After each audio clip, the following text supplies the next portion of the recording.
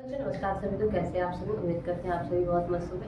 जैसा कि आप सभी को पता है कि पिछली कक्षा में मैंने आप सभी को चैप्टर 1 के 1 शॉर्ट जो थे वो दे दिया है। आप सभी लोग उम्मीद करेंगे कि बहुत अच्छे तरीके से देखे होंगे, समझे होंगे, पढ़े भी होंगे और नोट्स भी बनाए होंगे।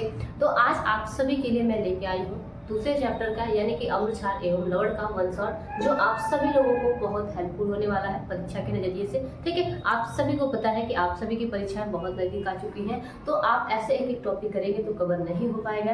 इसलिए मैंने आप सभी की आसानी के लिए क्या क्या है 1 शॉर्ट दे दिया, ताकि आप सभी लोग एक चैप्टर को एक समय में ही कंप्लीट कर पाए। ठीक है, तो आपका चैप्टर जो होगा वो क्या होगा, सेकंड चैप्टर अम्ल क्षार एवं लवण। तो हम चैप्टर का नाम डाल लेते हैं क्या, अम्ल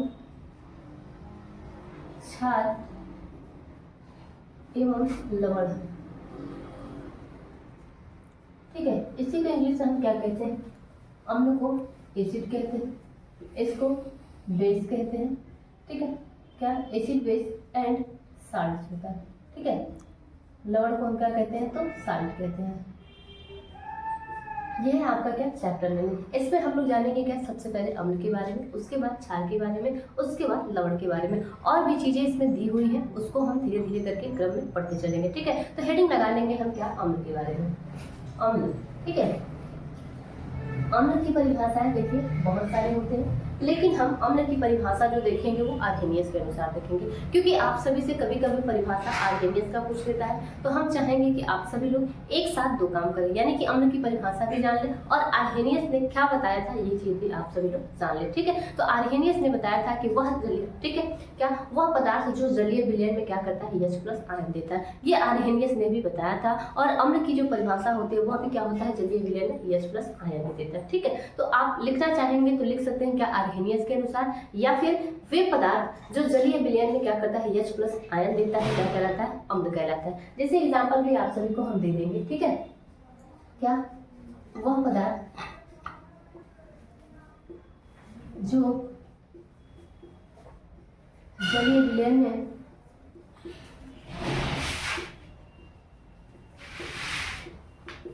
H+ आयन देते हैं, अम्ल कहलाते हैं, अम्ल कहलाते हैं। ये किसके अनुसार है, तो आर्हेनियस के अनुसार भी कह सकते हैं। ठीक है, क्या, तो आर्हेनियस के अनुसार भी कह सकते हैं। एग्जाम्पल की बात करें हम इसके लिए, एग्जाम्पल जो होगा आपका क्या ले सकते हैं, हम HCl को लेते हैं। ठीक है, क्या करते हैं, HCl को लेते हैं और उसके बाद इसको हम क्या करते हैं, जलीय विलयन में डालते हैं। तो जलीय विलयन के दौरान हमें H+ आयन मिलना चाहिए। ठीक है, ये है हमारा क्या, एरो। ये आपकी दोनों तरफ क्या है, संभव हो सकती है। ठीक है, तो ये H+ और आपका क्या होगा, C- होगा। इसका नाम जो होता है इसको हम कहते हैं क्या, हाइड्रोक्लोरिक अम्ल। ठीक है, नाम भी कभी कभी आपसे पूछ लेता है, तो आप सभी को मैं साथ में ही बता दे रही हूँ, क्या इसको कहते हैं, हाइड्रोक्लोरिक अम्ल। ये जो है H+ आयन है और ये जो है आपका क्या है, तो क्लोरीन आयन है। उसी क्रम में हम और भी एग्जांपल ले लेते हैं, क्या, H2SO4 का। ठीक है, H2SO4 को भी हम क्या कर सकते हैं, H+ आयन भी दिखा सकते हैं। ठीक है, तो ये हमारा 2 हाइड्रोजन है तो 2H+ होगा और SO4 पे आपका कितना माइनस होगा, तो 2- होगा। 2- यानी कि ये जब दो एक प्लस करके हाइड्रोजन जुड़ा है, यानी कि 2 हाइड्रोजन है, एक हाइड्रोजन आपका 1 प्लस रखता है, तो यहाँ 2 हाइड्रोजन है तो 2 प्लस रखेगा। जब ये 2 प्लस रखा है तो जाहिर सी बात है कि सल्फेट होगा वो कितना माइनस रखेगा, तो 2 माइनस रखेगा। तो मैंने आप सभी को जो बताया परिभाषा क्या, कि जो H+ आयन देता है, देखो आपको यहाँ भी H+ आयन मिला है, यहाँ भी क्या हुआ है, तो H+ आयन मिला है। इस प्रकार से आपका क्या हुआ, तो अम्ल की परिभाषा पूर्ण होती है। उसके बाद हम क्या करेंगे, जानेंगे कि ये क्या कब क्या करता है, कि आपका हाइड्रोनियम आयन भी देता है। कभी कभी ऐसा भी होता है, तो नोट पॉइंट में आप लिख लीजिएगा क्या, कि जब ये जल के साथ क्रिया करता है ना, कब, कि जब ये जल के साथ क्रिया करता है तो ये क्या करता है, हाइड्रोनियम आयन देता है। ठीक है, तो नोट करके पॉइंट बनाइएगा। ठीक है, तो यहाँ नोट लगाइएगा क्या, नोट पॉइंट में, यह जल के साथ क्या करता है, तो हाइड्रोनियम आयन देता है। कौन देता है, तो ये हाइड्रोजन आयन की बात है। ठीक है, देखिएगा, यह जल के अणु के साथ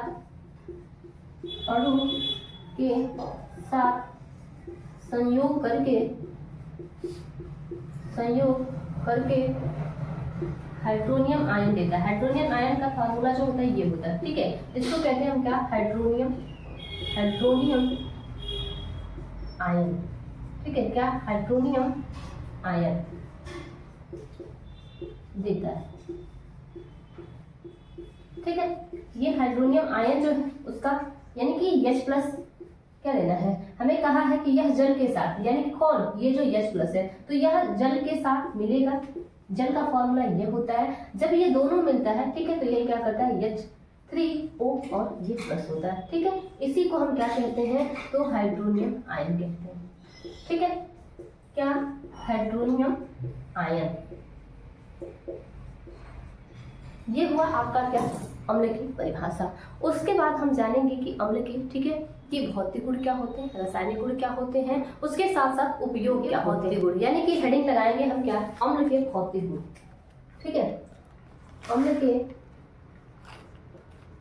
भौतिक गुण।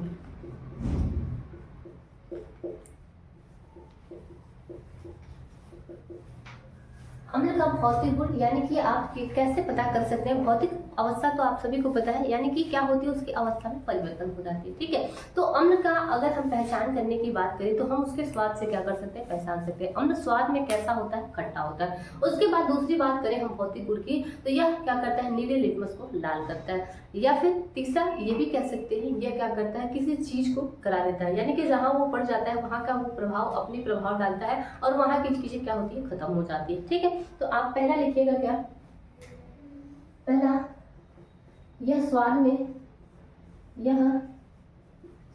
में खट्टा होता है, स्वाद में खट्टा होता है। उसके बाद दूसरा लिखिएगा क्या, यह नीले लिटमस को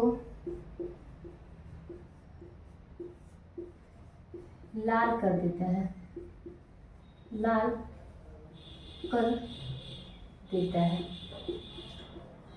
फिर तीसरा ये लिख सकते हैं क्या, यह प्रबल संक्षारक पदार्थ है। क्या है, यह प्रबल अम्ल संक्षारक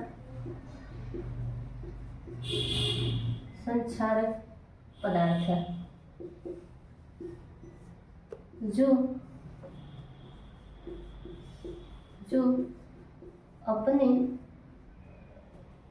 जो अपने प्रभाव से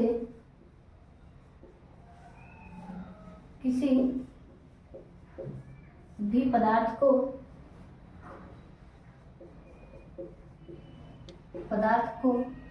गला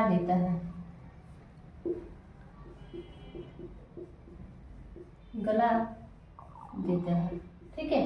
यानी कि जहाँ ये पड़ता है वहाँ क्या होता है, गल जाता है। जैसे कि आप सभी लोग सुने होंगे कि बैटरी का पानी है, जहाँ बैटरी का पानी गिरता है हाथों पे या फिर कहीं भी कपड़े पे, तो वो क्या होता है, जल जाता है, यानी कि हाथ भी क्या होते हैं, वहाँ पे फफोले पड़ जाते हैं। वो अपने प्रभाव से क्या करता है, गलाने की कोशिश करता है, ठीक है। उसके बाद और भी लिखना चाहे इसमें तो और लिख सकते हैं क्या, कि यह जल, मतलब कि जल से क्रिया करता है तो क्या करता है, हाइड्रोनियम आयन देता है। वो चीज़ मैंने परिभाषा में लिखवा दिया है या फिर नोट पॉइंट पे लिखवा दिया है, तो इस चीज़ को हम नहीं लिखेंगे। उसके बाद हम आगे हेडिंग लगाएंगे क्या, इसके जो अम्ल है, ठीक है, उसके रासायनिक गुण। क्या, अम्ल के रासायनिक गुण, अम्ल के रासायनिक गुण,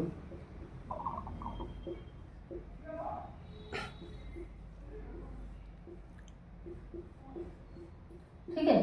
अब इसमें रासायनिक गुण क्या क्या होते हैं, इन सभी चीजों को हम जानेंगे। यहाँ हेडिंग लगाइएगा, इसके अंतर्गत क्या, अम्ल का धातु के साथ अभिक्रिया, जो पहला है, ठीक है, अम्ल का धातु के साथ अभिक्रिया, सक्रिय धातु लेंगे, ठीक है, धातु के साथ अभिक्रिया,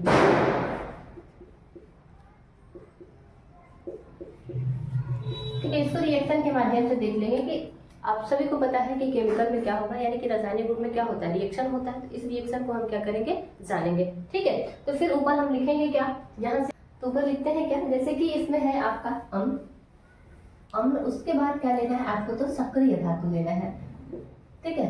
क्या, सक्रिय धातु।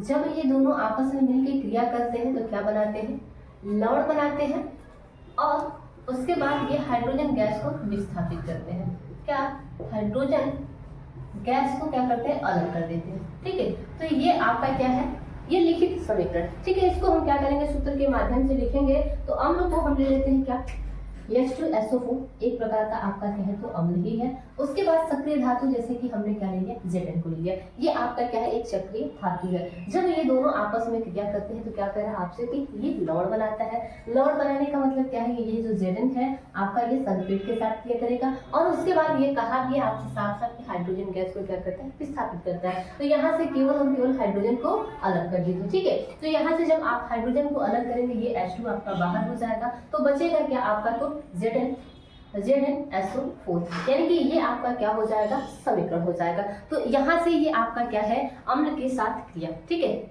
जो आपका अम्ल है वो क्या कर रहा है, सक्रिय धातु के साथ क्रिया कर रहा है। उसके बाद हम नेक्स्ट जानेंगे दूसरा आपका रासायनिक समीकरण क्या है। उसके बाद इसमें दूसरा क्या है, दूसरा जो है अम्लों के साथ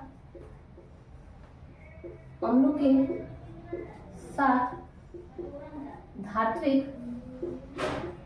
ऑक्साइडों की क्रिया, धात्विक ऑक्साइडों की क्रिया। ठीक है, इसमें भी क्या करना आपको कि एक अम्ल लेना है और कोई भी क्या करना है, ऑक्साइड लेना है। ठीक है, कोई भी ऑक्साइड ले लेने, जब आप ऑक्साइड लेंगे तो वो क्या बनेगा, जल बनेगा। उसके साथ साथ जो आपका सल्फेट बनेगा वो तो बन ही जाएगा। ठीक है, तो यहाँ लिखेंगे क्या, अम्ल प्लस धात्विक ऑक्साइड,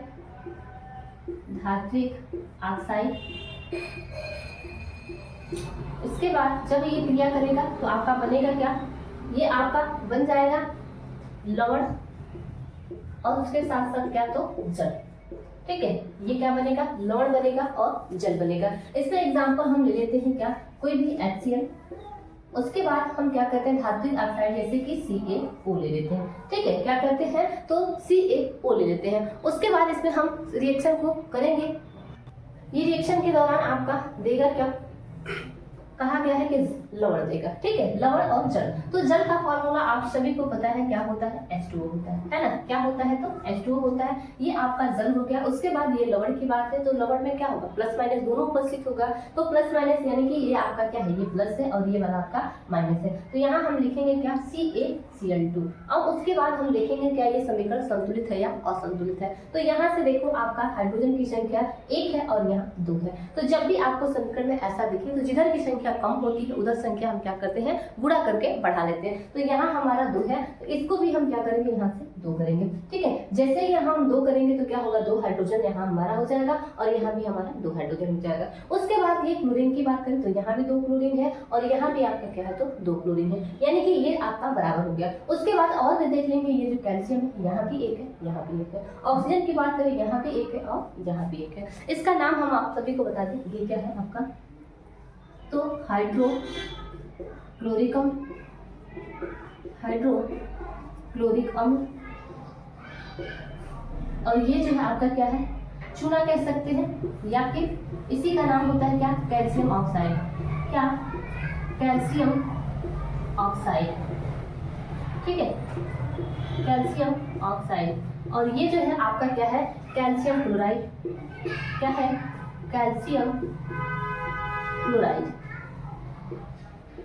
कैल्शियम क्लोराइड, या फिर इसी को आप क्या कह सकते हैं, लवण कह सकते हैं। और ये आपका क्या है, तो जल है। अब आगे हम हेडिंग लगाएंगे क्या, उसके बाद हेडिंग लगाएंगे क्या, अम्ल के उपयोग। अम्ल के उपयोग। ठीक है, अम्ल का उपयोग कहाँ कहाँ होता है, तो अम्ल का उपयोग है तो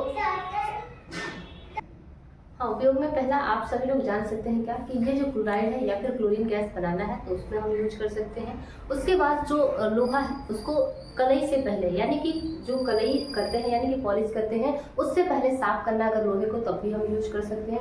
उसके बाद जो आपका क्या है, सोना और चांदी है, उसके शोधन में भी यूज कर सकते हैं। या फिर आप कह सकते हैं क्या, कि ये जो आपका विद्युत संचार से यानी कि बैटरी जो होता है, उसमें भी हम पानी के रूप में क्या करते हैं, तो इसका यूज कर लेते हैं। ठीक है, तो पहला हम लिखेंगे इसमें क्या, पहला जो होगा उसमें हम लिखेंगे क्या, क्लोराइड क्लोराइड तथा क्लोरीन गैस बनाने में, क्लोरीन गैस, ठीक है, बनाने में। उसके बाद दूसरा, लोहे, ठीक है, को कलई से पहले साफ करने में। उसके बाद तीसरा, सोना तथा चांदी के शोधन में, सोना तथा चांदी के शोधन में इसका यूज हम क्या करते हैं तो कर लेते हैं। उसके बाद आगे फिर क्या है, इसमें बैटरी का पानी जो होता है उसमें भी हम क्या करते हैं, यूज करते हैं। मैंने कहा आपसे भी सीखा कि बैटरियों में, यानी कि कह सकते हैं क्या, चौथा, लेड बैटरियों में,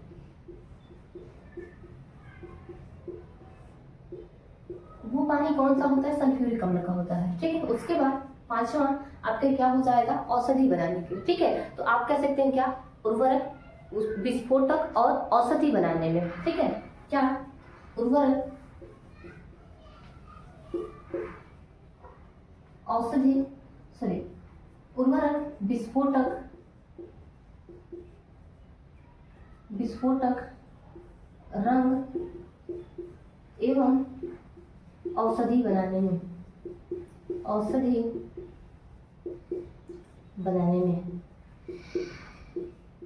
उसके बाद क्या, वस्त्र उद्योग में शोधन में, ठीक है। क्या, वस्त्र उद्योग में, ठीक है, क्या कर सकते हैं हम तो यूज कर सकते हैं। यानी कि ये है आपका क्या, अम्ल के उपयोग। आगे हम हेडिंग लगाएंगे क्या, अम्ल के प्रकार। आगे हेडिंग लगाएंगे क्या हम, अम्ल के प्रकार, ठीक है। अम्ल के प्रकार, ये अम्ल के प्रकार भी दो हैं, ठीक है। किसके आधार पे, तो आयन के आधार पर लिख सकते हैं क्या, आयन के आधार पर, ठीक है। क्या, आयन के आधार पर अम्ल दो भागों में बांटा गया है। आयन के आधार पर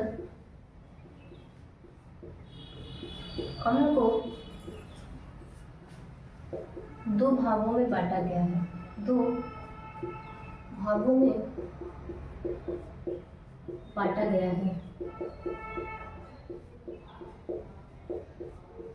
ठीक है। कौन कौन, पहला जो है आपका प्रबल अम्ल,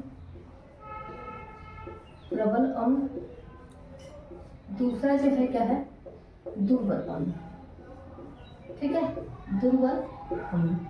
अब ये प्रबल अम्ल क्या होता है और दुर्बल अम्ल क्या होता है, तो हेडिंग लगाएंगे सबसे पहले हम क्या, प्रबल अम्ल को, ठीक है। पहला, प्रबल अम्ल। ये प्रबल अम्ल जो होता है क्या करता है कि वह पदार्थ जो अपने जलीय विलयन में अत्यधिक मात्रा में क्या करता है, H+ या फिर हाइड्रोनियम आयन देता है। यानी कि सबसे पहले जैसे कि सल्फ्यूरिक अम्ल है, जैसे ही वो जलीय विलयन में जाता है वह क्या करता है, H+ आयन देता है। तो आप लिखना भी चाहें तो लिख सकते हैं क्या, कि वह पदार्थ जो अपने जलीय विलयन में अत्यधिक मात्रा में क्या करता है, H+ आयन या फिर हाइड्रोनियम आयन देता है, प्रबल अम्ल कहलाता है। वह पदार्थ जो अपने जलीय विलयन में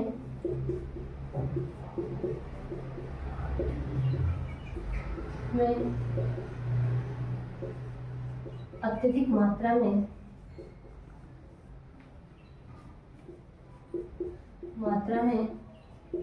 H+ आयन या हाइड्रोनियम आयन देते हैं, प्रबल अम्ल कहलाते हैं, प्रबल अम्ल कहलाते हैं। और इसका विपरीत कर देंगे तो ये क्या हो जाएंगे, दुर्बल अम्ल हो जाएंगे। तो यहाँ पे एग्जांपल लिख लेना क्या, सल्फ्यूरिक अम्ल, सल्फ्यूरिक अम्ल, ठीक है। सल्फ्यूरिक अम्ल का फॉर्मूला H2SO, ठीक है। ये है आपके क्या, प्रबल अम्ल। सल्फ्यूरिक अम्ल के बाद और भी हो सकता है आपका क्या, हाइड्रोक्लोरिक अम्ल यानी कि HCl, या फिर आप कह सकते हैं क्या, नाइट्रिक अम्ल यानी कि HNO3। ये सभी आपके क्या है, तो प्रबल अम्ल है, जो क्या करेंगे अपने जलीय विलयन में पूर्ण रूप से क्या करेंगे, घुल जाएंगे, यानी कि पूर्ण रूप से आयनित होकर H+ आयन या फिर हाइड्रोनियम आयन देते हैं। ठीक है, तो आप इसको दिखाना चाहें तो दिखा सकते हैं क्या, सल्फ्यूरिक अम्ल का फॉर्मूला H2SO4। ये जब आपने जलीय विलयन में घुलेगा, ठीक है, तो क्या करेगा, ये जलीय विलयन में घुलेगा तो क्या करेगा, ये आपका H+ देगा, उसके बाद आपका SO4 पे 2- दिखाएगा। ठीक, 1- दिखा दे तो ये 2 लिख दे तो 2- हो गया। ठीक है, तो यहाँ से ये है आपका क्या, H+ आयन की बात है या फिर हाइड्रोनियम आयन की बात है, दोनों में से कोई भी बात हो रही है, तो ये है आपका क्या, प्रबल अम्ल। उसके बाद हम हेडिंग लगाएंगे क्या, दुर्बल अम्ल के बारे में। हेडिंग लगा देंगे क्या हम, दुर्बल अम्ल को। ठीक है, ये आपका दूसरा टाइप है।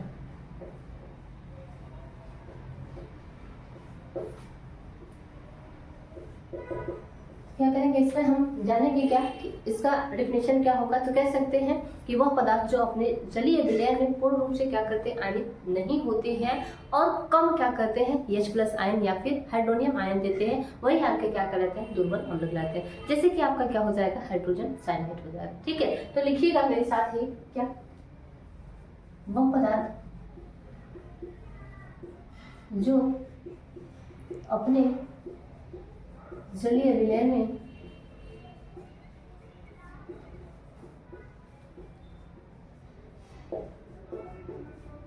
पूर्णतः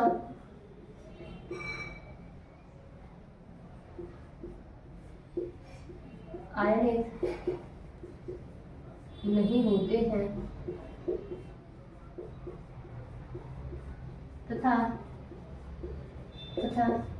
कम H+ आयन या हाइड्रोनियम आयन देते हैं, दुर्बल अम्ल कहलाते हैं, दुर्बल अम्ल कहलाते हैं। ठीक है, एग्जाम्पल ले लीजिएगा।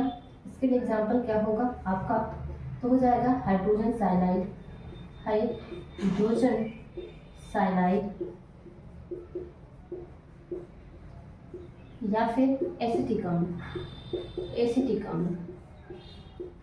ठीक है, ये सभी आपके क्या है, तो ये दुर्बल अम्ल है। उसके बाद इसको हम रिएक्शन के माध्यम से देखेंगे।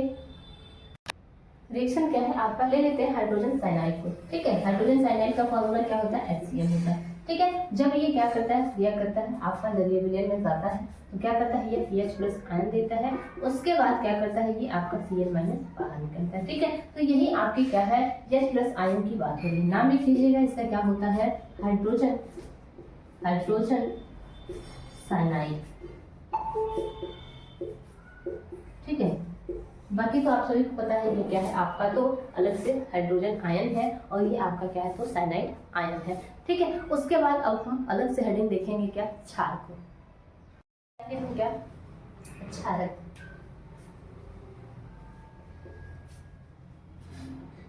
क्षारक क्या होता है, कहा जाता है कि वह यौगिक या फिर वे यौगिक जो क्या करते हैं, जलीय विलयन में हाइड्रॉक्सिल आयन देते हैं। हाइड्रॉक्सिल आयन यानी कि OH आयन देते हैं, और हाइड्रॉक्सिल आयन के अतिरिक्त और कोई भी ऋण आयन नहीं देते हैं, वो क्या कहलाते हैं आपके, तो क्षारक कहलाते हैं। लिखिएगा, वे यौगिक जो जलीय विलयन में हाइड्रॉक्सिल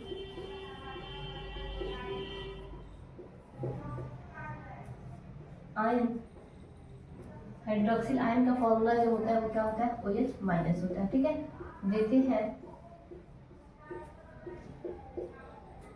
तथा OH- के अतिरिक्त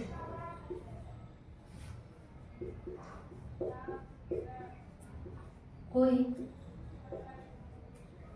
ऋणायन नहीं देते हैं,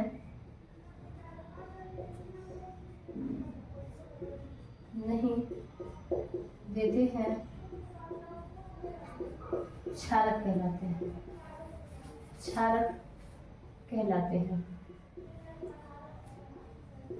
ठीक है, क्षारक के लिए एग्जाम्पल लेंगे हम क्या, एग्जाम्पल जो होगा आपका, ले लेते हैं क्या, NaOH को, ठीक है। NaOH जब ये क्या करता है, यौगिक है, ठीक है, ये क्या करता है, जब जलीय विलयन में जाता है तो आपका Na+ और OH- आयन देता है। या फिर हम ले सकते हैं क्या, अमोनियम हाइड्रोक्साइड, NH4OH, ठीक है। और ये क्या करता है, जब जलीय विलयन में जाता है तो ये क्या करता है आपका, ये NH4+ और OH- आयन देता है। तो ये आपके क्या कहलाते हैं, क्षारक कहलाते हैं। बात करेंगे हम क्षार की, ठीक है। तो हेडिंग लगाइएगा क्या, क्षार। क्षार क्या होता है, ठीक है। तो जब क्षार की बात करें हम तो कहा जाता है कि वे क्षारक जो जल में घुलनशील होते हैं क्या कहलाते हैं, क्षार कहलाते हैं। देखिएगा, वे क्षारक जो जल में घुलनशील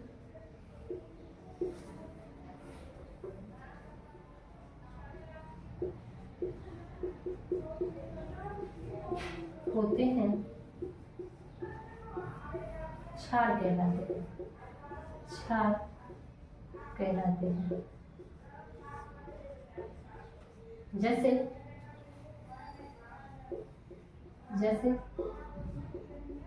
NaOH या फिर KOH, ये सभी आपके क्या है, तो क्षार है। आगे हम नोट पॉइंट में लिखेंगे, नोट में क्या, ये जो नोट में लिखेंगे क्या कि ये जो सभी क्षार जो होते हैं वो क्षारक होते हैं। नोट पॉइंट करिएगा, लिखिएगा, सभी क्षार क्षारक होते हैं, सभी क्षार क्षारक होते हैं, परंतु सभी क्षारक क्षार नहीं होते, क्षार नहीं होते हैं, ठीक है। ये आपका नोट पॉइंट, यहाँ से आपसे क्वेश्चन बन सकते हैं ऑब्जेक्टिव में भी या फिर सब्जेक्टिव में भी। उसके बाद हम हेडिंग लगाएंगे क्या, क्षार के प्रकार। इसमें हम उसके प्रकार के अलावा सबसे पहले हम ये जान लेते हैं कि क्षार के भौतिक और रासायनिक गुण क्या होते हैं, ठीक है। तो प्रकार के अलावा हम ये देखेंगे कि क्या क्षार के भौतिक गुण क्या होते हैं। लिखेंगे क्या, क्षारकों के भौतिक गुण, क्षारकों के भौतिक गुण,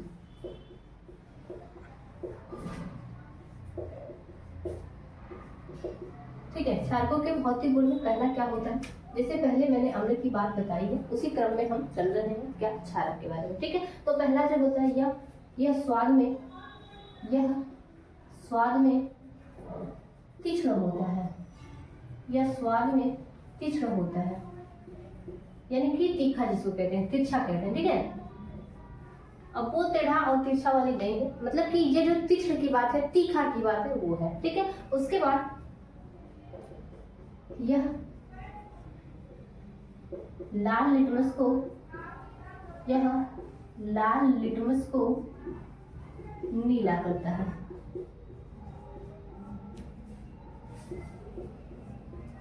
ठीक है। क्या करता है, तो यह जो होता है वो लाल लिटमस को नीला करते हैं। या फिर और भी कह सकते हैं क्या कि यह जो होता है साबुन के समान क्या होता है, मुलायम होता है। लिखिएगा, तीसरा, क्षारक को स्पर्श करने पर यह साबुन की तरह मुलायम होता है, साबुन की तरह मुलायम होता है,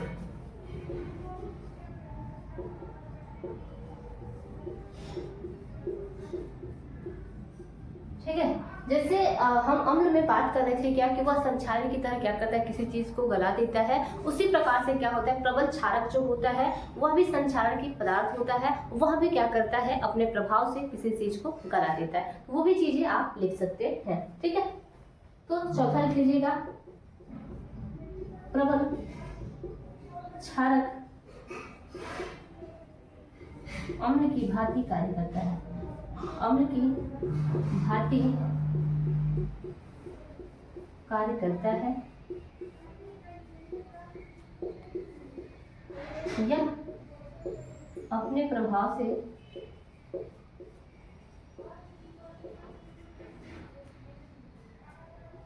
से गला देता है। ठीक है, क्या करता है तो गला देता है। उसके बाद हम आगे हेडिंग लगाएंगे क्या, रासायनिक गुण को। आगे हेडिंग लगाएंगे क्या, क्षारकों के रासायनिक गुण। क्षारकों के रासायनिक गुण।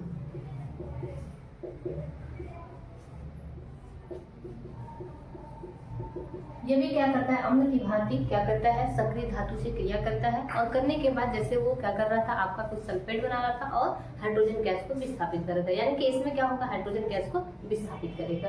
ठीक है, तो लिखेंगे क्या हम, पहला सॉरी अम्ल नहीं, धातु के साथ अभिक्रिया, धातु के साथ अभिक्रिया। ठीक है, धातु के साथ ये जब अभिक्रिया करता है तो क्या लेता है, तो हाइड्रोजन गैस को विस्थापित करता है। यानी कि धातु जैसे हमने जेडन लिया था, यहाँ पे भी हम जेडन लेते हैं। उसके बाद कोई भी क्षारक लेना है, तो क्षारक में जैसे हम क्या ले लेते हैं, NaOH को लेते हैं, NaOH को लेते हैं। ठीक है, तो ये क्या करता है, आपका क्रिया करता है। ठीक है, क्या करता है, तो क्रिया करता है। क्रिया के दौरान क्या करता है, आपका हाइड्रोजन गैस विस्थापित करता है। अभिक्रिया के दौरान क्या दे रहा है, तो हाइड्रोजन गैस को विस्थापित करेगा। तो ये जो मिलेगा आपको, क्या मिलेगा, तो सोडियम जिंकेट मिलता है। क्या, sodium zincate plus hydrogen gas. ठीक है, तो ये हम लिखेंगे क्या, सोडियम जिंकेट, सोडियम जिंकेट। ठीक है, ये जो फॉर्मूला है आपका क्या, सोडियम जिंकेट का है, और ये जो है आपका क्या है, जिंक है, जिंक है। ठीक है, और ये है आपका क्या, सोडियम हाइड्रोक्साइड, सोडियम हाइड्रोक्साइड। ठीक है, उसके बाद दूसरा जो होगा क्या होगा, तो धातु ऑक्साइडों के साथ अभिक्रिया। ठीक है, धातु ऑक्साइडों के साथ अभिक्रिया।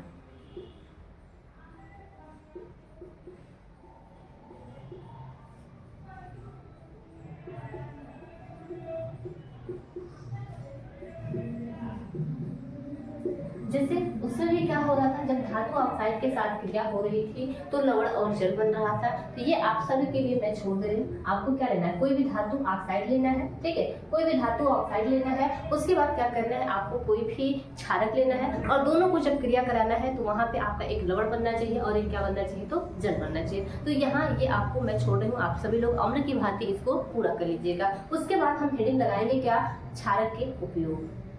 लिखेंगे क्या, क्षारक के उपयोग, क्षारक के उपयोग। ठीक है, क्षारक का उपयोग यानी कि कहाँ कहाँ करते हैं, तो सबसे पहला जो है हमारा क्या, कागज के, ठीक है, लुगदी बनाने में, या फिर ब्लीचिंग पाउडर बनाने में, या फिर हम कह सकते हैं क्या, और भी, तो इसमें आपका क्या है, तो साबुन और धावन पाउडर बनाने में। ठीक है, तो पहला लिखिएगा क्या, कागज उद्योग में लुगदी बनाने के लिए, लुगदी बनाने में। उसके बाद दूसरा जो होगा, सफेदी में। ठीक है, क्या, सफेदी में। उसके बाद आगे तीसरा जो होगा वो क्या होगा, तीसरा हम कह सकते हैं क्या, ब्लीचिंग पाउडर बनाने में, ब्लीचिंग पाउडर बनाने में। और भी हो जाएगा आपका क्या, चौथा कह सकते हैं साबुन तथा धावन पाउडर बनाने में, धावन पाउडर बनाने में। ठीक है, ये है आपके क्या, तो क्षारक के उपयोग। आगे अब हम हेडिंग लगाएंगे क्या, क्षारक के प्रकार। जैसे कि आपके अम्ल के प्रकार दो होते थे क्या, प्रबल अम्ल और दुर्बल अम्ल, उसी प्रकार से ये क्षारक भी होंगे कितने, तो दो होंगे। पहला प्रबल क्षारक और दूसरा दुर्बल क्षारक। लगाएंगे यानी क्या, क्षारक के प्रकार। क्षारक के प्रकार, ठीक है। ये जो क्षारक के प्रकार होते हैं ये भी कितने होते हैं, तो 2 होते हैं, ठीक है। तो पहला जो होता है आपका क्या, प्रबल क्षारक, प्रबल क्षारक, और दूसरा जो होता है क्या होता है, वो दुर्बल क्षारक, दुर्बल क्षारक, ठीक है। ये भी मैंने आप सभी को अम्ल में बताया है कैसे, कि ये जो होता है, ठीक है, अपने जलीय विलयन में क्या करता था, वहां पे H+ आयन देता था या फिर हाइड्रोनियम आयन देता था वियोजित होकर, ठीक है। तो यहाँ क्या होगा, ये जब अपने जल में जाएगा, ठीक है, क्या करेगा, वह यौगिक जो अपने जलीय विलयन में पूर्ण रूप से आयनित होकर क्या करता है, OH- आयन देता है, वो क्या कहलाता है आपका, तो आपका प्रबल क्षारक कहलाता है। दुर्बल में क्या होगा, वही आपके जलीय विलयन में आयनित नहीं होगा पूर्ण रूप से, तो वो क्या करेगा, देगा लेकिन कम देगा, ठीक है। क्षारक जो देगा आपका, ठीक है, वो क्या करेगा, कम देगा। तो पहला हेडिंग लगाएंगे हम क्या, प्रबल क्षारक, प्रबल क्षारक। देखिएगा, वे यौगिक जो अपने जलीय विलयन में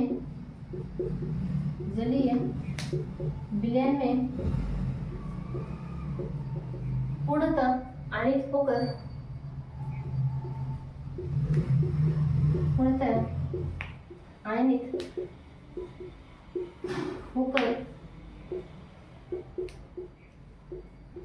OH- आयन देते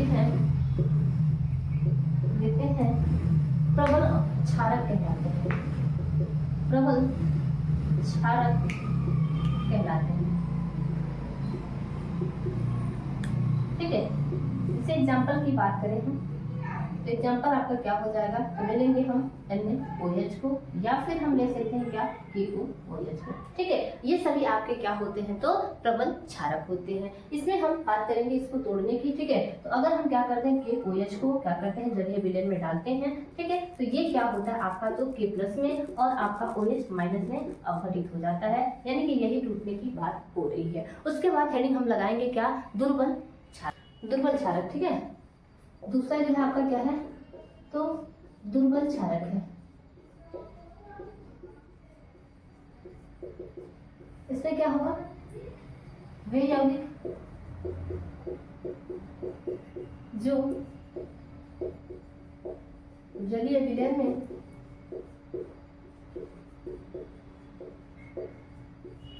पूर्णतः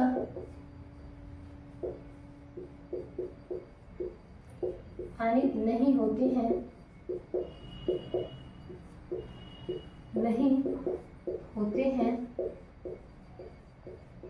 दुर्बल क्षारक कहलाते हैं, दुर्बल क्षारक कहलाते हैं,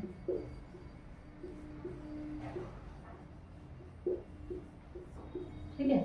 इसमें एग्जाम्पल की बात करें हम, एग्जाम्पल आपका क्या होगा, अमोनियम हाइड्रॉक्साइड NH4OH, या फिर एल्युमिनियम हाइड्रॉक्साइड AlOH का OH, ठीक है। यहाँ से अगर इसको हम क्या करें, जलीय विलयन में डालें, ये क्या करता है आपका, तो एल्युमिनियम 3+ रखता है, उसके बाद ये जो हाइड्रोनियम आयन है ये 3OH- आयन क्या करता है, दिखाता है। ये है आपका क्या, दुर्बल क्षारक। इसके बाद हम आगे हेडिंग देखेंगे क्या, उदासीनीकरण को, देखेंगे क्या, उदासीनीकरण को, ठीक है।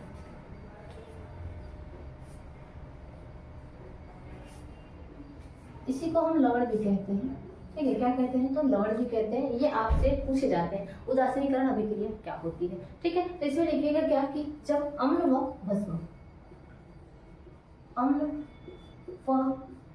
भस्म की अभिक्रिया, अम्ल व भस्म की अभिक्रिया उदासीनीकरण कहलाती है, उदासीनीकरण कहलाती है, तथा जब अम्ल व क्षार आपस में क्रिया करते हैं तो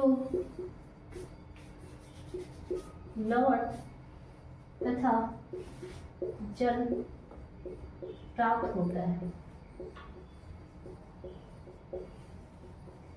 जैसे यहाँ हम ले लेते हैं क्या, HCl को, ये आपका अम्ल हो गया। उसके बाद कोई भी क्षार लेना है तो हम ले लेते हैं किसको, तो NaOH को। जब ये आपका क्या करता है, क्रिया करता है आपस में, तो ये बनता है आपका क्या, लवण यानी कि NaCl। उसके बाद आपका जल बाहर निकलता है, ठीक है। तो यहाँ कहा भी गया है कि क्या बनाता है, तो लवण तथा जल बनाता है। इसी को हम क्या कहते हैं, लवण कहते हैं। इसको हम क्या कहते हैं, तो जल कहते हैं, ठीक है। ये आपकी अभिक्रिया क्या होती है, उदासीनीकरण की अभिक्रिया होती है। उसके बाद हम आगे जानेंगे क्या, सूचक को। हेडिंग लिखते हैं क्या, सूचक। इसको हम इंडिकेटर कहते हैं, यानी कि किसी चीज को क्या करता है, इंडिकेट करता है, ठीक है। तो लिखिएगा, वे सूचक जो किसी आयतनात्मक विश्लेषण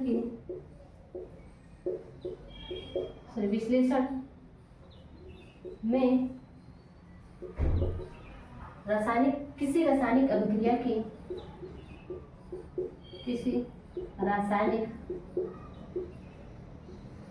अभिक्रिया की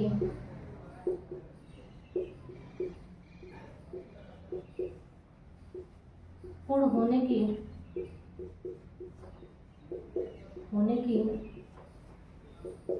जानकारी देते हैं या मिलती है, ठीक है। वही आपके क्या कहलाते हैं, सूचक कहलाते हैं। यानी कि ये क्या करता है, किसी भी रासायनिक अभिक्रिया हो रही है उसमें जो सूचना क्या करता है, ये प्रदान करता है। आगे हम हेडिंग लगाएंगे क्या, पीएच। पीएच क्या होता है, ये सभी चीजों को हम जानेंगे, ठीक है। ये ऐसे लिखा जाता है क्या, पीएच।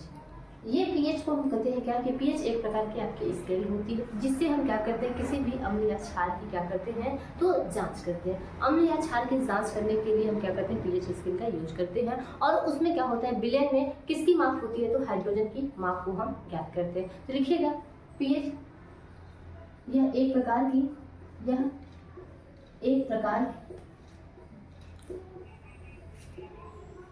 स्केल होती है। यह एक प्रकार की स्केल होती है जिससे अम्ल व क्षार को मापा जाता है तथा विलयन में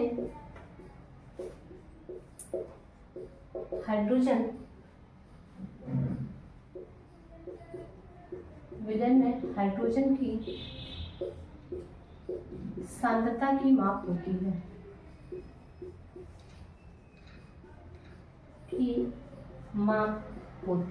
ठीक है। इसमें एक रेंज दिया गया पीएच इसके लिए, जैसे कि अगर हम इसको एग्जांपल के तौर पर देख लें कि थोड़ा कैसा होता है, तो ये एक यहाँ से एक रेंज दिया जाता है, ठीक है। इसके यानी कि एक सीधी लाइन मैंने लिया, उसके बाद यहाँ से अगर इसको सेंटर मानते हैं, ठीक है, तो ये सेंटर में आपका कितना होता है, 7 होता है, ठीक है। ये 7 आपका क्या होता है, उदासीन माना गया है।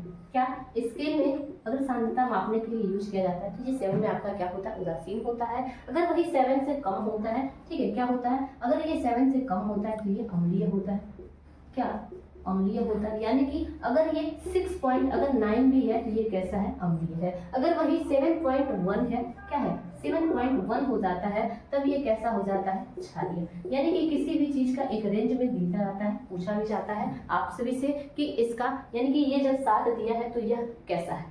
इसकी सांद्रता की माप में हम क्या बताएंगे, यह उदासीन है, अम्लीय है या फिर क्षारीय है। जब 7 होगा, एकदम प्रॉपर 7 होगा, तो उसको हम उदासीन मानेंगे। अगर वही 7 से थोड़ा सा भी अधिक होगा, पॉइंट में भी अधिक होगा, उसको हम क्षारीय मानेंगे। अगर पॉइंट में भी कम होगा तो उसको हम क्या मानेंगे, अम्लीय मानेंगे। तो ये होता है आपका क्या, पीएच स्केल। आगे फिर हम नेक्स्ट हेडिंग देखेंगे क्या चीज, कि इसमें जो कुछ सामान्य लवण, जैसे कि आपका क्या है, साधारण नमक है, कास्टिक सोडा है, धावन सोडा है, नौशादर है, ब्लीचिंग पाउडर है, प्लास्टर ऑफ पेरिस है, ये सभी चीजें की, ठीक है, रासायनिक सूत्र, अणु सूत्र, उसके भौतिक गुण, रासायनिक गुण और उपयोग, ये सभी चीजें अभी हम करने वाले हैं। नेक्स्ट टॉपिक, जैसा कि मैंने आप सभी से कहा था कि क्या होगा, कुछ सामान्य लवण का। ठीक है, कुछ सामान्य लवण जैसे कि हम ले लेते हैं साधारण नमक को। साधारण नमक का रासायनिक सूत्र देखेंगे, अणुसूत्र क्या होता है, उसके बाद उसके भौतिक गुण, रासायनिक गुण और उसको उपयोग क्या होते हैं, ये सभी चीजें हम देखेंगे। ठीक है, तो ये हमारा हेडिंग होगा जो नेक्स्ट वो क्या होगा, कुछ सामान्य लवण। ठीक है, क्या, कुछ सामान्य लवण। इसमें आपका जो पहला होगा क्या होगा, पहला साधारण नमक होगा। क्या, साधारण नमक। ये साधारण नमक में आपका सबसे पहले हम जानेंगे इसका रासायनिक सूत्र क्या होता है। रासायनिक सूत्र, इसका जो रासायनिक सूत्र होता है, ठीक है, वो आपका सोडियम क्लोराइड होता है। क्या, सोडियम क्लोराइड होता है। उसके बाद इसका जो अणु सूत्र होता है वो क्या होता है, अणु सूत्र वो क्या होता है, तो NaCl होता है। ठीक है, इसी को हम क्या कहते हैं, सोडियम क्लोराइड कहते हैं। उसके बाद हम नेक्स्ट हेडिंग लगाएंगे क्या, साधारण नमक, यानी कि लिख सकते हैं क्या, सोडियम क्लोराइड के भौतिक गुण या फिर NaCl के भौतिक गुण। ठीक है, तो हेडिंग लगाएंगे क्या, NaCl के भौतिक गुण, भौतिक गुण। ठीक है, अब भौतिक गुण में हम इसके बारे में थोड़ा बहुत बताएंगे क्या, जैसे कि यह स्वाद में कैसा होता है, नमकीन होता है। अगर इसको हम जल में डालते हैं तो ये क्या होता है, गल जाता है, यानी कि जल में क्या होता है, विलय होता है। उसके बाद बात करते हैं क्या, अगर इसको हम नमी में रखते हैं तो ये क्या होता है, पिघलना शुरू हो जाता है। ऐसा क्यों होता है, तो उसमें जो मैग्नीशियम है, ठीक है, मैग्नीशियम के क्या होते हैं, कुछ गंदगियां होती है जिसकी वजह से वो क्या होता है, पिघलता है। ठीक, तो पहला लिखिएगा क्या, इसमें पहला भौतिक गुण में यह रंगहीन, यह रंगहीन क्या होता है, तो क्रिस्टलीय ठोस होता है। रंगहीन क्रिस्टलीय ठोस होता है। दूसरा, यह जल में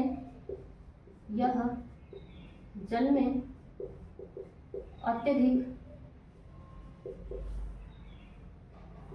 यह जल में अत्यधिक विलय है। उसके बाद तीसरा क्या होगा कि यह गर्म करने पर या इसे, ठीक है, इसे गर्म करने पर चटकता है। ठीक है, उसके बाद चौथा लिखेंगे क्या हम, कि यह स्वाद में आपका नमकीन होता है। हाँ, ठीक है, उसके बाद इसमें चौथा लिखेंगे क्या, कि यह स्वाद में नमकीन होता है, नमकीन होता है।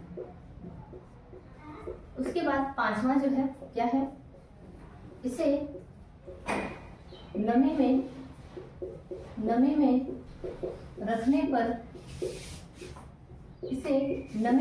रखने पर पिघलता है, ठीक है। क्यों पिघलता है, तो यह या फिर ऐसा मैग्नीशियम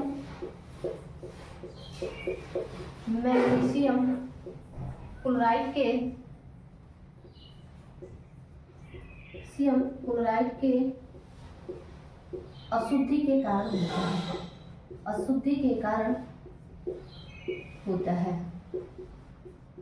ठीक है, ऐसा क्यों होता है, तो जो उसमें मैग्नीशियम क्लोराइड का क्या होता है, अशुद्धि होता है, उसी के कारण ऐसा होता है। ठीक है, उसके बाद हम हेडिंग लगाएंगे क्या, NaCl के रासायनिक गुण। ठीक है, क्या, NaCl के रासायनिक गुण। इसमें भी आपके कई हैं, लेकिन हम आप सभी को एक या तो बताते हैं ताकि आप सभी को पता चल जाए कि ये रासायनिक गुण कैसे होता है। ठीक है, तो इसमें अगर ये जो NaCl है, वो NaCl क्या करता है, तो इसमें क्या होगा, अगर इसमें क्या होता है, ये जो NaCl है सल्फ्यूरिक अम्ल के साथ रिएक्ट करता है, तो वो क्या बनता है आपका, तो इसमें आपका रिएक्शन ले लेते हैं हम क्या, NaCl, उसके बाद आपका क्या है, सल्फ्यूरिक अम्ल। ठीक है, इन दोनों को जब क्रिया कराते हैं तो ये हमारा बनता है क्या, NaHH SO4।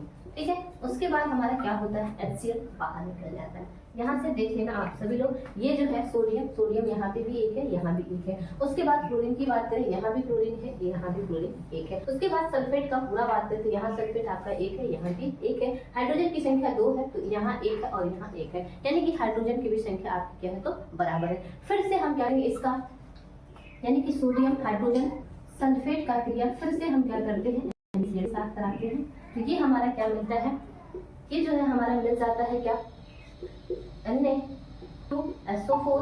उसके बाद आपका क्या, तो HCl। यहाँ से देखो आप सभी लोग, ये जो सोडियम है उसकी संख्या 2 है, उसके बाद ये सल्फेट है। ठीक है, तो यहाँ से आपका क्या बन गया, सोडियम सल्फेट बना। उसके बाद ये आपका HCl बाहर निकल गया। ये है आपका क्या, सोडियम क्लोराइड के साथ अभिक्रिया, वो भी रासायनिक अभिक्रिया के दौरान। यहाँ से ये पहला था। ठीक है, ये आपका रासायनिक गुण पहला था। इसी में हम दूसरा ले लेते हैं क्या, सिलिका के साथ क्रिया कराते हैं। किसका, तो सिलिका के साथ सोडियम क्लोराइड का, तो NaCl हो जाता है। उसके बाद SiO2 होता है। उसके बाद हम इसमें क्या करते हैं, जल को मिला लेते हैं। जब ये मिलाते हैं, तीनों के आपस में क्रिया कराते हैं, तो ये क्या बनता है आपका, तो ये सोडियम आपका, और यहाँ से हम ले लेंगे क्या, सिलिकॉन को। ठीक है, तो ये हमारा बनता है क्या, Na2SiO3। ठीक है, उसके बाद प्लस करके हम क्या करेंगे, तो लिख लेंगे जल को। ठीक है, जल नहीं बल्कि क्या, HCl को। अब यहाँ से ये देखना क्या हमारा समीकरण संतुलित है। यहाँ से हम NaCl को 2 कर देते हैं। ठीक है, क्यों करते हैं, क्योंकि यहाँ क्लोरीन की भी संख्या बराबर हो जाएगी। यहाँ से हम कर लेंगे। ठीक है, तो ये सोडियम की संख्या 2, यहाँ भी सोडियम की संख्या 2। उसके बाद ये सिलिकॉन की संख्या 1 है, यहाँ भी सिलिकॉन की संख्या 1 है। ऑक्सीजन की संख्या यहाँ 3 है, तो 2 यहाँ है, 1 यहाँ है, यानी कि यहाँ 3 हो गया। उसके बाद हाइड्रोजन की बात करते हैं, हाइड्रोजन यहाँ भी 2 है और क्लोरीन भी यहाँ 2 है। इसको हम क्या करते हैं, यहाँ 2 लिखते हैं। ठीक है, तो ये बनता है आपका क्या, सोडियम सिलिकेट बनता है। उसके साथ साथ आपका HCl बाहर निकलता है। तो आप सभी लोगों ने ये देखा कि इसके रासायनिक गुण में क्या हो रहे हैं, तो HCl बाहर हो रहे हैं, है ना, HCl बाहर हो रहे हैं। तो आपके जब भी साधारण नमक से क्रिया होगी, रासायनिक अभिक्रिया होगी या फिर रासायनिक गुण लिखना होगा आप सभी को, तो ये समझिएगा कि HCl जब भी निकल रहा है तो ये आपके क्या हो रहे हैं, तो सोडियम क्लोराइड के साथ अभिक्रिया हो रही है। इसके बाद हम जानेंगे क्या, इसके उपयोग के बारे में। आगे हम हेडिंग लगाएंगे क्या, उपयोग। ठीक है, NaCl यानी कि साधारण नमक का उपयोग कहाँ कहाँ करते हैं, ये चीजें हम जानेंगे। इसमें आपका पहला होगा, ठीक है, पहला क्या होगा कि भोजन बनाने में, भोजन बनाने में। उसके बाद और होगा क्या, आपका कह सकते हैं हम कि अचार, सब्जी आदि चीजों को सुरक्षित रखने में। ठीक है, उसके बाद क्या कर सकते हैं क्या, तीसरा मिट्टी के बर्तनों में पालिश चढ़ाने में।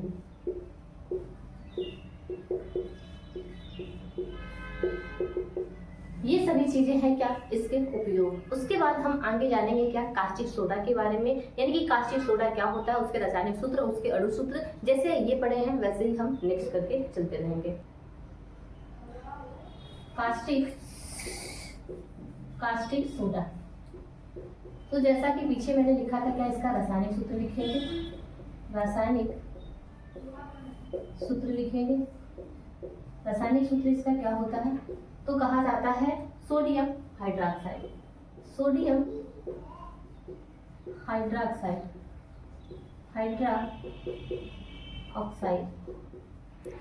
उसके बाद इसका अणु सूत्र क्या होता है, अणु सूत्र जो है, ठीक है, NaOH होता है।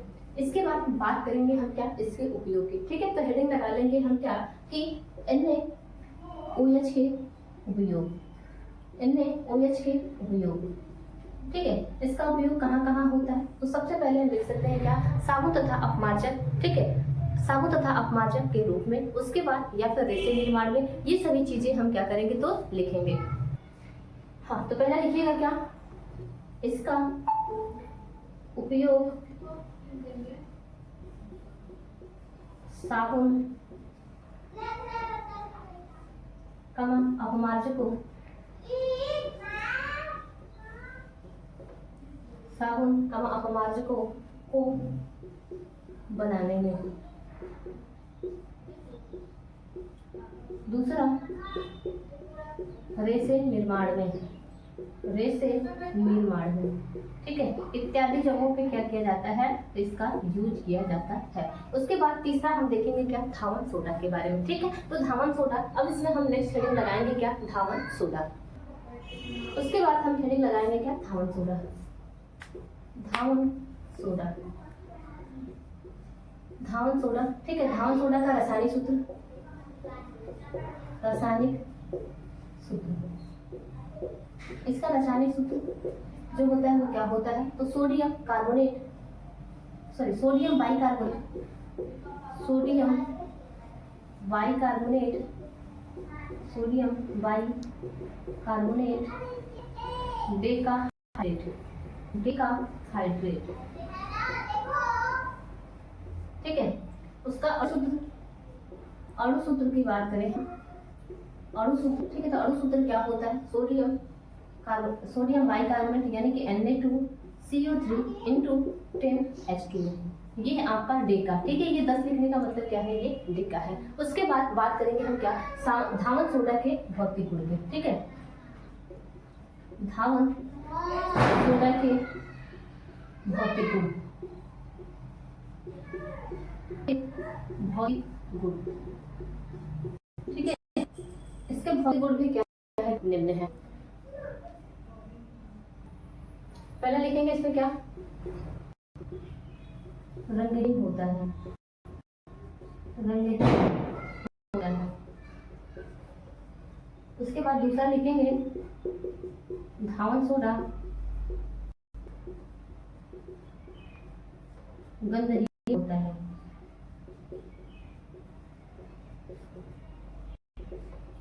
उसके बाद तीसरा लिखेंगे, धावन सोडा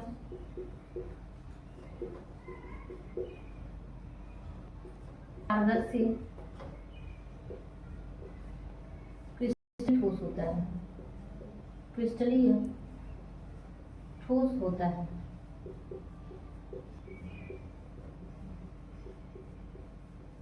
इसके बाद बात करेंगे हम क्या, इसके रासायनिक गुण के, हेडिंग लिखेंगे हम क्या, रासायनिक गुण,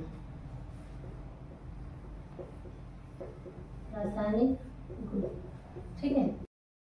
होगा आपका उष्मा का प्रभाव, उष्मा का प्रभाव, यानी कि इसमें उष्मा का प्रभाव क्या होता है, कैसे होता है, ये सभी चीजें हम देखेंगे। तो आपका ये जो है, ठीक है, क्या धावन सोडा, उसका फॉर्मूला लिखेंगे क्या, Na2CO3 इंटू 10H2O। तो जब हम क्या करते हैं, क्या करते हैं, खुला छोड़ते हैं, खुला छोड़ने पर, खुला छोड़ने पर ये क्या करता है आपका, तो sodium bicarbonate, sodium bicarbonate monohydrate बनाते हैं, यानी कि एक प्लस 9 जल को क्या करता है, ये बाहर निकाल देता है। इसका नाम क्या होता है, सोडियम बाइकार्बोनेट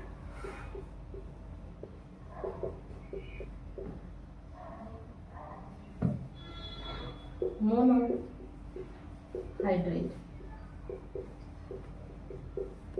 ठीक है। ये है आपका क्या, रासायनिक गुण। उसके बाद बात करेंगे हम बेकिंग सोडा के बारे में, यानी कि खाने की सोडा होती है जो, ठीक है। तो आगे जो हेडिंग आएगी हम लिखेंगे क्या, बेकिंग सोडा, बेकिंग सोडा या खाने का सोडा, खाने का सोडा, ठीक है। या इसका रासायनिक सूत्र, रासायनिक सूत्र जो होता है वो क्या होता है, ठीक है। इसका रासायनिक सूत्र जो होता है वो सोडियम हाइड्रोजन सल्फेट होता है, क्या, सोडियम हाइड्रोजन सल्फेट होता है, ठीक है। तो इसका अणु सूत्र की बात करें हम, क्या, अणु सूत्र की, तो अणु सूत्र जो होता है वो क्या होता है आपका, तो NaHSO4 होता है, ठीक है। उसके बाद बात करें क्या हम, इसके भौतिक गुण की, ठीक है। हेडिंग लगाइएगा क्या, SO4 के भौतिक गुण, भौतिक गुण, ठीक है। इसके भौतिक गुण क्या होते हैं, तो कह सकते हैं क्या कि यह सफेद रंग का क्या होता है, तो क्रिस्टलीन होता है। पहला, यह श्वेत क्रिस्टलीन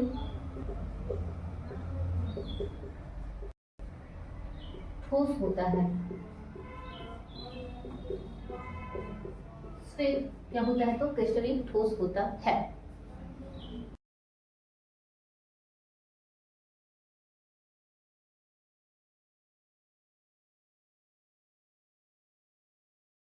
सोडा से पहले हम क्या करेंगे, उसके उपयोग छोटा सा उसको हम देख लेंगे, ठीक है। तो पहले आप लिखिएगा धावन सोडा के उपयोग,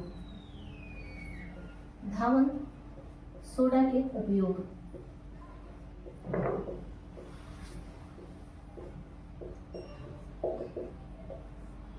ठीक है, पहला उपयोग क्या होगा, कपड़े धोने, कपड़े धोने में, ठीक है। दूसरा, अन्य वस्तुओं को साफ करने में, साफ करने में। इसके बाद तीसरा जो होगा, जल की कठोरता को दूर करने में। इसके बाद चौथा, आग बुझाने में, आग बुझाने में। पांचवा क्या होगा, पांचवा, प्रयोगशाला में, प्रयोगशाला में अभिकर्मक के रूप में, अभिकर्मक के रूप में, ठीक है।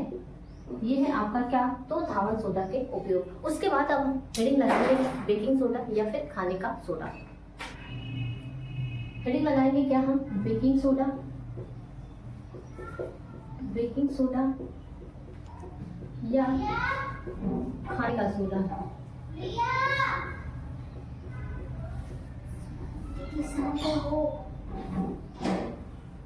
ठीक है, इसमें क्या होगा आपका, तो रासायनिक सूत्र,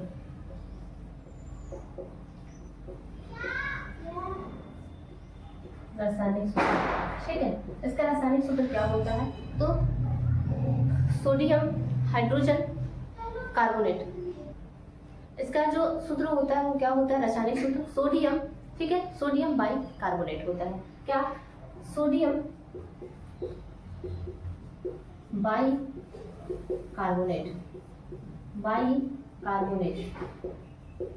उसके बाद इसका जो अणु सूत्र होता है, अणु सूत्र वो क्या होता है, तो NaH, ठीक है, CO3। उसके बाद बात करेंगे क्या हम इसके, तो भौतिक गुण। तो हेडिंग लगाएंगे क्या हम, NaH CO3 के भौतिक गुण, के भौतिक गुण। अब इसके भौतिक गुण में क्या होता है कि इसके, ठीक है, पहला जो है, ठीक है, क्या होता है कि सोडियम बाई कार्बोनेट क्या होता है आपका, तो श्वेत क्रिस्टलीय, श्वेत क्रिस्टलीय ठोस होता है, ठोस होता है। उसके बाद दूसरा क्या होगा, यह जल में अल्प विलेय होता है, अल्प विलेय है, ठीक है। ये है आपके क्या, तो भौतिक गुण। उसके बाद हम हेडिंग लगाएंगे क्या, रासायनिक गुण को। हेडिंग लगाएंगे क्या, रासायनिक गुण, रासायनिक गुण, ठीक है। रासायनिक गुण में पहला जो होगा, ऊष्मा का प्रभाव, ऊष्मा का प्रभाव, ऊष्मा का प्रभाव, ठीक है। यानी कि ऊष्मा का प्रभाव इसमें क्या होता है, तो हम देखेंगे आपका क्या है, सोडियम, ठीक है, सोडियम बाई कार्बोनेट है, जब इसको आप क्या करते हो, गर्म करते हो, ठीक है। तो गर्म करने पर क्या होता है यह, तो आपका सोडियम कार्बोनेट, उसके बाद सोडियम कार्बोनेट, उसके बाद जल और कार्बन डाइऑक्साइड प्राप्त होता है। लेकिन अब हम देखें कि क्या ये समीकरण संतुलित है। देखना यहाँ सोडियम की संख्या 1 है, यहाँ भी 1 है, उसके बाद हाइड्रोजन की संख्या यहाँ आपका 1 है, यहाँ 2 है। तो हम क्या करते हैं, इसको बढ़ा लेते हैं, यहाँ 2 करते हैं, ठीक है। जैसे ही हम यहाँ 2 करेंगे तो यहाँ आपका Na2 और CO3 हो जाएगा। तो यहाँ सोडियम की संख्या 2, यहाँ भी 2, उसके बाद यहाँ से कार्बन की संख्या 2 है, तो यहाँ देखो, यहाँ कार्बन की संख्या 1 है और यहाँ भी 1 है, यानी कि 2 हो गया। उसके बाद हाइड्रोजन की बात करें तो यहाँ 2 है, यहाँ भी हाइड्रोजन 2 है। ऑक्सीजन की बात करें तो 3 करके 6 है, 3 यहाँ है, 1 यहाँ है और 2 यहाँ है। टोटल आपके कितने हो गए, तो 6 हो गए। इस प्रकार से आपका क्या होगा, इसका रासायनिक गुण समाप्त हुआ। उसके बाद हम क्या करेंगे, लिखेंगे हेडिंग क्या, कि ये जो NaHCO3 है का उपयोग, ठीक है, इसका उपयोग हम कहाँ कहाँ करते हैं, ये चीज को हम जानेंगे, ठीक है। पहला जो होगा अग्निशामक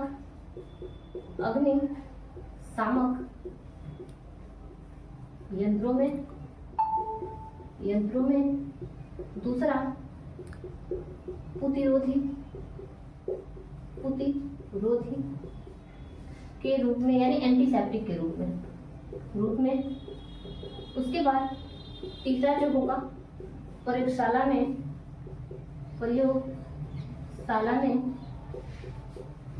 अभिकर्मक के रूप में,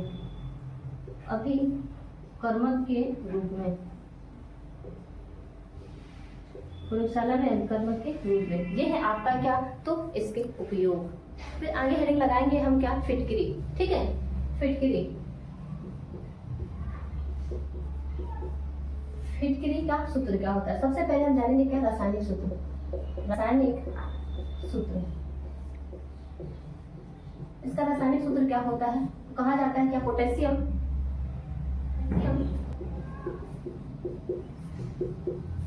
एल्यूमिनियम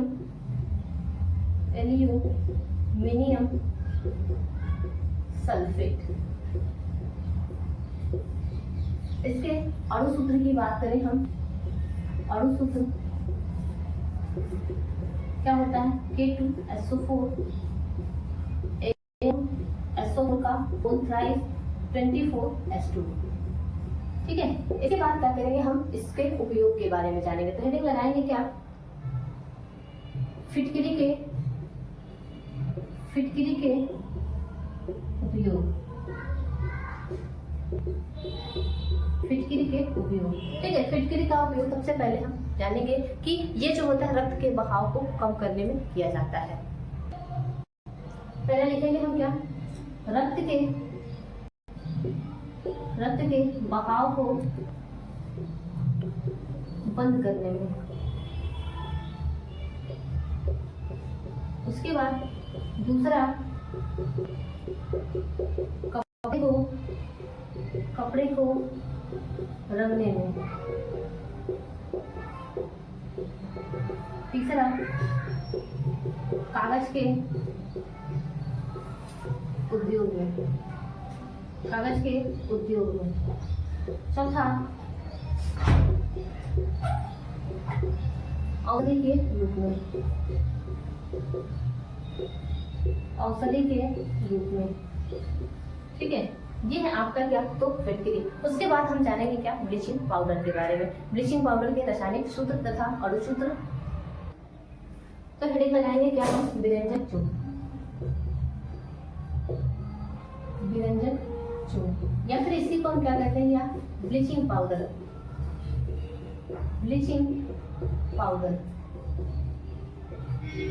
ठीक है। इसका हम जानेंगे क्या, रासायनिक सूत्र।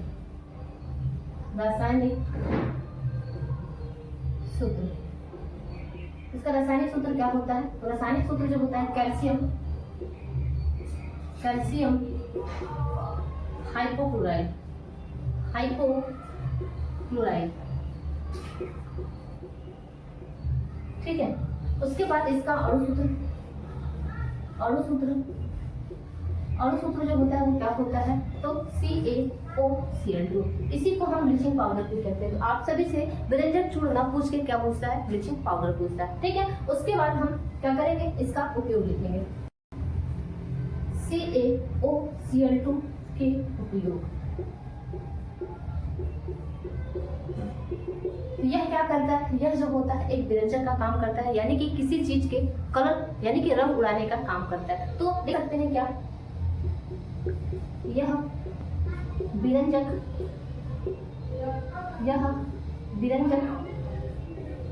का कार्य करता है।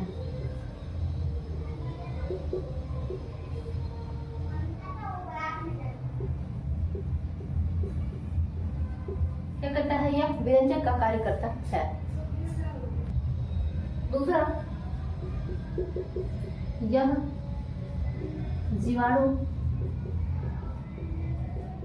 नाशक के रूप में, ठीक है, मतलब इसका यूज जो होता है क्या होता है, जीवाणु नाशक के रूप में किया जाता है, यानी कब, यानी जल में, ठीक है। उसके बाद बात करेंगे हम किसकी, प्लास्टर ऑफ पेरिस का, ठीक है, प्लास्टर ऑफ पेरिस, ठीक है। तो इसका रासायनिक सूत्र क्या होता है,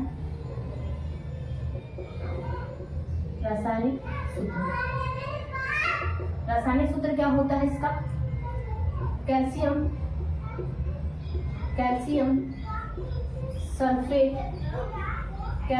सल्फेट हेवी हाइड्रेट।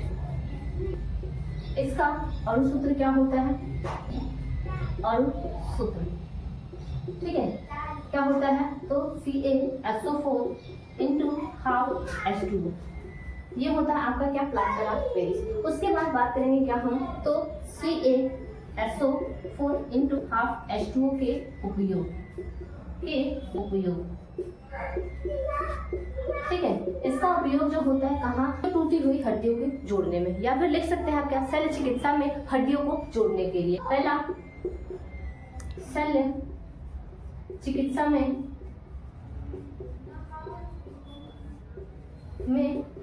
टूटी हड्डियों को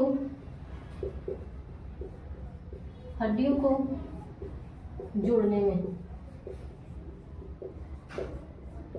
ठीक है, क्या, तो टूटी हड्डियों को जोड़ने में इसका प्रयोग किया जाता है। इसके बाद दूसरा उपयोग जो होता है इसका क्या होता है, ठीक है, तो मूर्तियों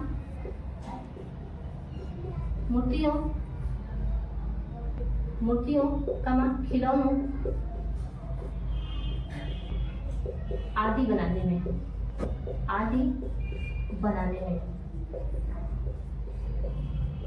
ठीक है। ये है आपका क्या, तो प्लास्टर ऑफ पेरिस उपयोग। तो यहाँ से मैं उम्मीद करती हूँ आप सभी लोग पूरे टॉपिक को अच्छे तरीके से समझ पाए होंगे, लिखे होंगे, पढ़े भी होंगे, समझे भी होंगे। अगर आप सभी को कहीं भी कोई भी दिक्कत हो तो आप सभी जरूर कमेंट बॉक्स में लिखें कि यहाँ हमें ये प्रॉब्लम है, ये चीजें कैसे आई है, ये हम बताने के लिए आप सभी को तैयार है। तो बस आज की क्लास में इतना ही, फिर मिलेंगे आप सभी से नेक्स्ट क्लास में, वो भी एक नए वन शॉट के साथ।